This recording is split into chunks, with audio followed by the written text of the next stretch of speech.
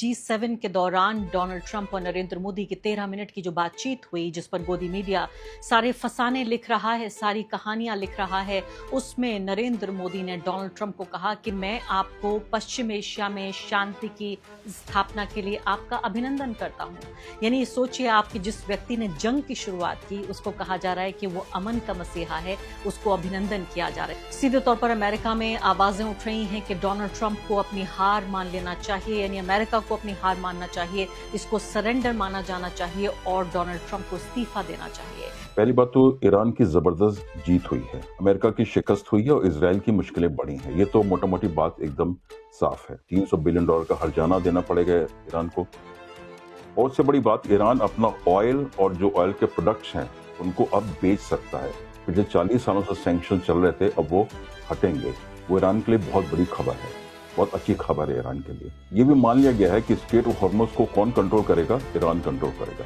लेकिन मैं इसलिए कह रहा हूँ कि ईरान को एहतियात बरतने की जरूरत इसलिए है क्योंकि ईरान के साथ 3 बड़े धोखे हो चुके हैं। ये बातें हो रही थी, करीब करीब डील हो गई थी और डील होने के एक दिन बाद ही ईरान पे हमला होता है। अयतुल्लाह खमेनी इनकी हत्या होती है, उनके 40 सलाहकार मारे जाते हैं और फिर ईरान के खिलाफ बहुत बड़ी जंग होती है। नमस्कार, स्वागत है आपका इस खास कार्यक्रम में। मैं हूं आरफा खानम शेरवानी। किसने सोचा था करीब 100 दिन पहले कि जो हमारे सामने जो एक क्राइसिस, एक संकट की तरह जो चीज़ आई थी, पूरी विश्व शांति के लिए जो खतरा थी, वो पूरे तरीके से एक नई दुनिया हमारे सामने लेकर आएगी। जी हाँ, 100 दिन पहले अमेरिका और इजराइल के जरिए ईरान पर हमला किया गया और आज ऐसा लगता है कि पूरे तरीके से सरेंडर हुआ, और सरेंडर भी एक ऐसी जगह पर हुआ जिसका पूरे तरीके से विश्व युद्ध से इतिहास जुड़ता है। सीधे तौर पर अमेरिका में आवाजें उठ रही हैं कि डोनाल्ड ट्रंप को अपनी हार मान लेना चाहिए, यानी अमेरिका को अपनी हार मानना चाहिए, इसको सरेंडर माना जाना चाहिए और डोनाल्ड ट्रंप को इस्तीफा देना चाहिए। जो ये पूरा MOU, जिसको इस्लामाबाद MOU कहा जा रहा है, पाकिस्तान ने इसमें बेहद महत्वपूर्ण भूमिका निभाई है एक मध्यस्थ के तौर पर। और कांग्रेस पार्टी भी सवाल पूछ रही है कि क्यों जो मदरलैंड और फादरलैंड कहने वाले नरेंद्र मोदी आज कहाँ खड़े हुए हैं। सबसे ज्यादा हैरानी की बात तो तब हुई जब G7 के दौरान डोनाल्ड ट्रंप और नरेंद्र मोदी की 13 मिनट की जो बातचीत हुई, जिस पर गोदी मीडिया सारे फसाने लिख रहा है, सारी कहानियां लिख रहा है, उसमें नरेंद्र मोदी ने डोनाल्ड ट्रंप को कहा कि मैं आपको पश्चिम एशिया में शांति की स्थापना के लिए आपका अभिनंदन करता हूं। यानी सोचिए, आपके जिस व्यक्ति ने जंग की शुरुआत की, उसको कहा जा रहा है कि वो अमन का मसीहा है, उसको अभिनंदन किया जा रहा है। लेकिन इस MOU पे वापस लौटते हैं। हमारे साथ एक खास मेहमान मौजूद हैं, शोभन सक्सेना, जिनके साथ इस पूरे जंग के दौरान हमने कई बार बातचीत की। और शोभन लगातार उन लोगों में शामिल रहे जिन्हें हम अंग्रेजी में स्केप्टिक कहते हैं, जो तथ्यों को तो लेते हैं लेकिन अपने हिसाब से, अपने एनालिटिकल माइंड से वो आकलन करते हैं। और इसीलिए शोभन से जब मेरी बातचीत हो रही थी, उन्होंने कहा था कि वो इस तरह से यकीन नहीं कर रहे हैं, बहुत सावधानी बरतनी पड़ेगी ईरान को, क्योंकि जिस तरह की ये पूरी डील हुई है, आप सोचिए, न सिर्फ कि युद्ध बंद होगा बल्कि हर्जाना दिया जाएगा ईरान को, उसके तमाम नुकसान का, उसके ऊपर जो पाबंदियां आर्थिक लगी हुई थी वो हटा ली जाएंगी। और BBC की रिपोर्ट को अगर देखा जाए तो वे कहता है कि 60 दिनों के बाद जो ये हॉर्मुज को खोलने की बात है, कि हॉर्मुज खोलने के लिए भी ईरान टैक्स ले सकेगा, टोल ले सकेगा। ये तमाम चीज़ें सामने आ रही हैं।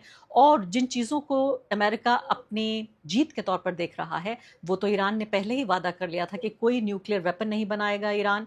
और इसके अलावा भी कई चीज़ों की जो जिक्र हो रहा है, तो क्या जो 300 या 400 बिलियन डॉलर जो ईरान को मिलने वाला है, वो कितना बड़ा उसके लिए, उसके देश के विकास के लिए, आर्थिक विकास के लिए, और जिस सत्ता से बेदखल करने की शपथ लेकर आए थे डोनाल्ड ट्रंप यहाँ, उसी सत्ता को मजबूत करने के लिए अब देखिए $300 बिलियन दे रहे हैं। शोभन, सबसे पहले तो मैं आपसे जानना चाहती हूँ कि क्या it's too much of a good deal? देखिए अरफा, सबसे पहले तो शुक्रिया आपका, अपने अपने प्रोग्राम में आपने दावत दी एक बार फिर से। देखिए, इसमें 3 बातें जरूरी उभर के आ रही हैं, जो भी कल जो 14 पॉइंट्स आए हैं। पहली बात तो ईरान की जबरदस्त जीत हुई है। स्ट्रेटजिक के नजरिए से हम देखें तो अमेरिका की शिकस्त हुई है और इजराइल की मुश्किलें बढ़ी हैं। ये तो मोटा मोटी बात एकदम साफ है।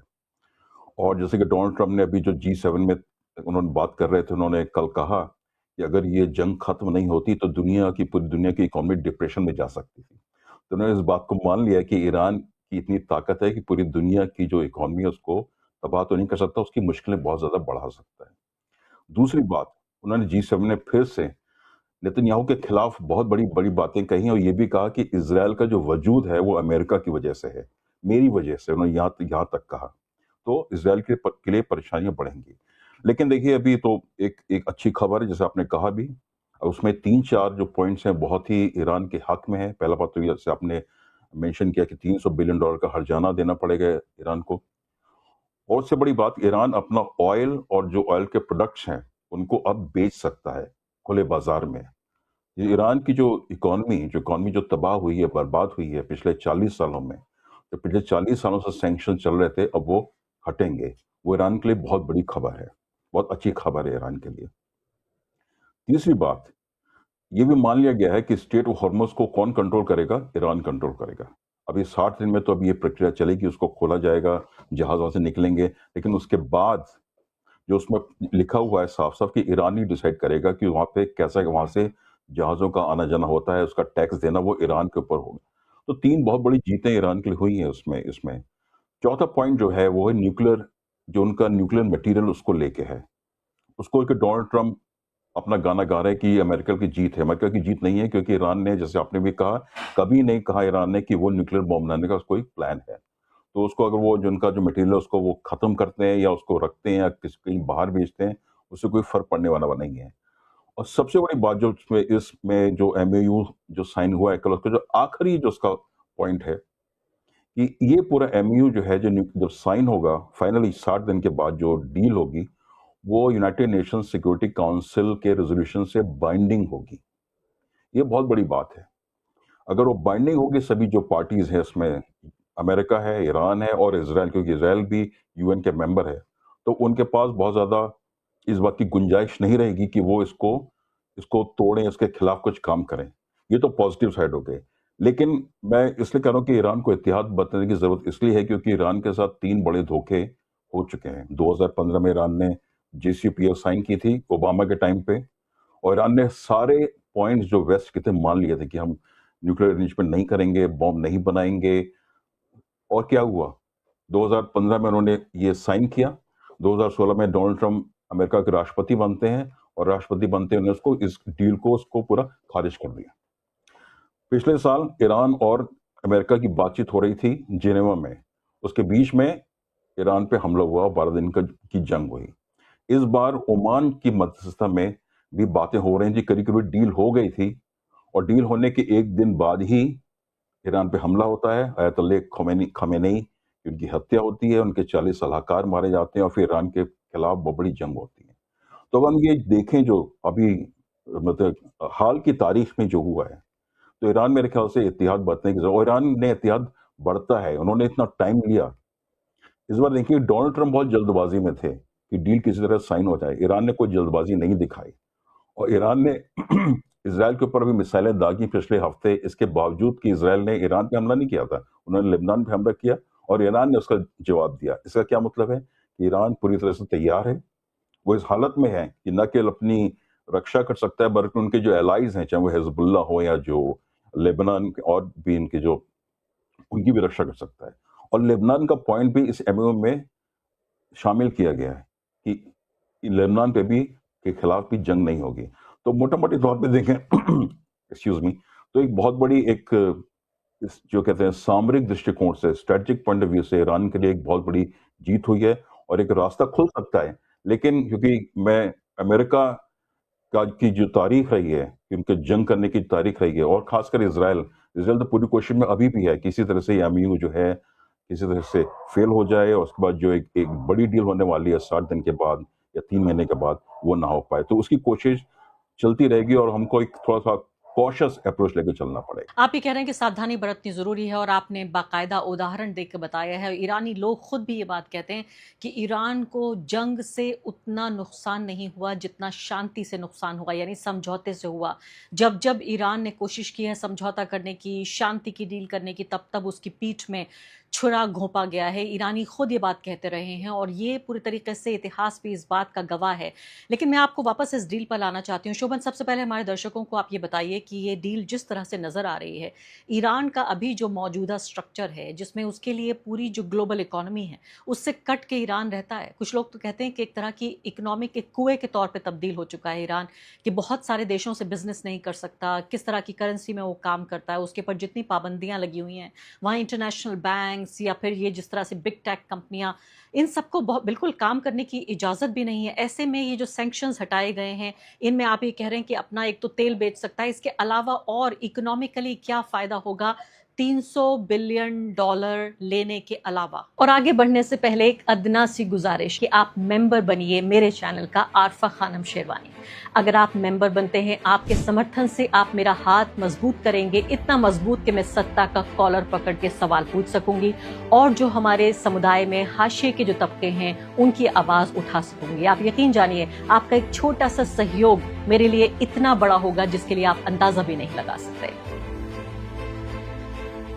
देखिए, $300 बिलियन की रकम बहुत बड़ी रकम है। किसी देश में इतना पैसा आएगा तो उसकी जो वहाँ की हुकूमत है वो इस काबिल हो पाएगी कि वो उसको खर्च करे, जो लोगों के वेलफेयर में खर्च करे। हालांकि ईरान की इकॉनमी बहुत छोटी इकॉनमी है, उनके संबंध चाइना के साथ ज़्यादा हैं अभी इस वक्त, और चाइना ने काफ़ी वहाँ पे इन्वेस्टमेंट भी किया है। रूस के साथ उनके इकोनॉमिक रिश्ते हैं, बाकी बाकी दुनिया से उनको पूरी तरह से काट काट दे गया। और उसका सबसे बड़ा उदाहरण तो भारत है कि भारत के साथ कितने अच्छे रिश्ते थे।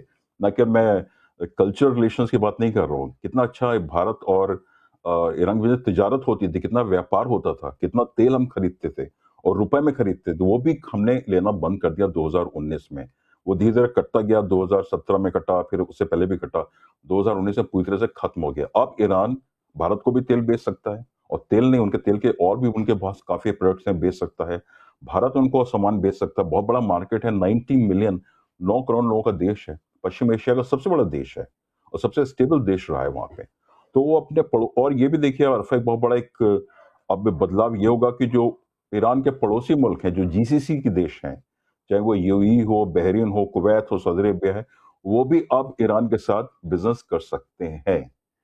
अभी तक तो वहां से जो उनका केवल मनी लॉन्ड्रिंग करके या जो किसी तरह से ब्लैक मार्केट करके हो रहा था, वहां से किसी तरह से सामान जा रहा था, वो होगा। पाकिस्तान के साथ भी अब वो करेंगे, क्योंकि सैंक्शंस का तो का जो असर हुआ पाकिस्तान पे हुआ। मेरे यूरोप के देशों ने, देखिए, अमेरिका और यूरोप में एक फर्क ये रहा कि यूरोप के देशों ने अपने जो राजनीतिक संबंध कभी नहीं तोड़े ईरान के साथ।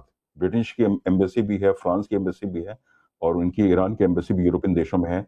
अमेरिका वाले हालात नहीं है, तो मेरे ख्याल से अब यूरोप के देश भी वहां पे जाएंगे बिजनेस करने के लिए। तो अगर ये सब कुछ सही रहा, 60 दिन के बाद जो एक न्यूक्लियर डील की बात हो रही वो हो गई, और मेरे ख्याल से उसमें 1 साल का टाइम लगेगा। जब सब कुछ ठीक ठाक हो जाएगा तो ईरान के लिए एक बहुत ही खुशहाली आ सकती है।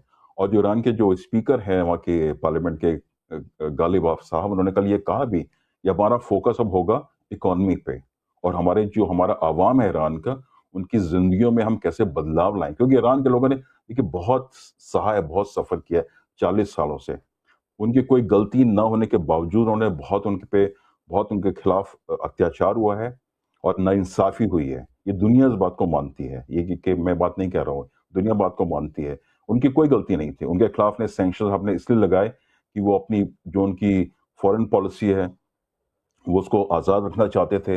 अपना तेल, अपनी जो गैस है वो बेच के अपने लिए इस्तेमाल करना चाहते थे। अमेरिका की कंपनीज को या ब्रिटेन की कंपनीज को वहाँ पे वो नहीं लाना चाहते थे। उसकी सज़ा उनको दी गई, उनके खिलाफ सैंक्शंस लगा के। लेकिन ये जो जंग हुई, हालांकि ईरान का इसमें एक नुकसान हुआ है, तबाही हुई है, इसमें कोई दो राय नहीं है।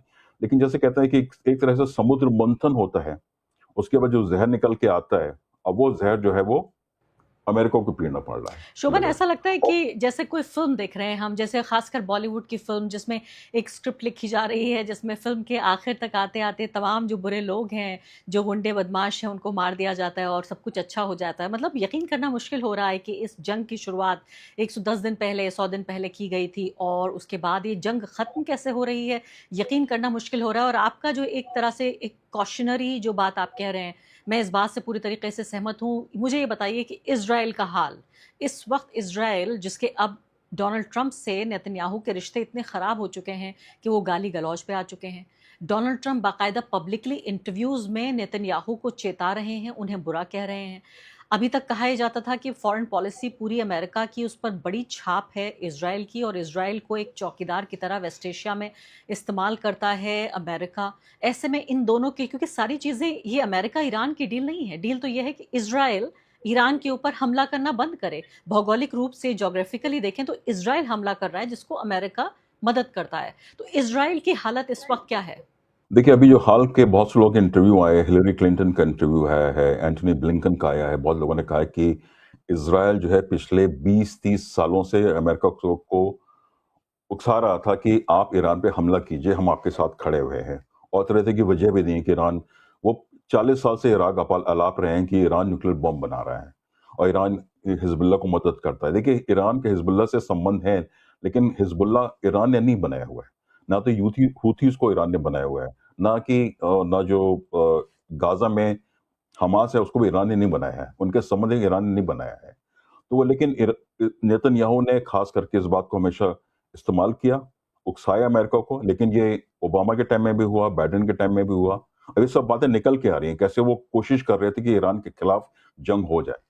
लेकिन डोनाल्ड ट्रंप, क्योंकि उनकी ऐसी शख्सियत है, हल्के किस्म के आदमी है, और उनको हल्के किस्म के, उनको उन्होंने जैसे कहते हैं, हमारे हिंदी में कहते हैं कि पेड़ पर चढ़ा दिया है, पानी पर चढ़ा दिया, कि आपका नाम हो जाएगा और ईरान पूरी तरह से बर्बाद हो जाएगी, वहाँ की जो एस्टेब्लिशमेंट है वो कोलैप्स हो जाएगा। ये उन्होंने उनको बताया।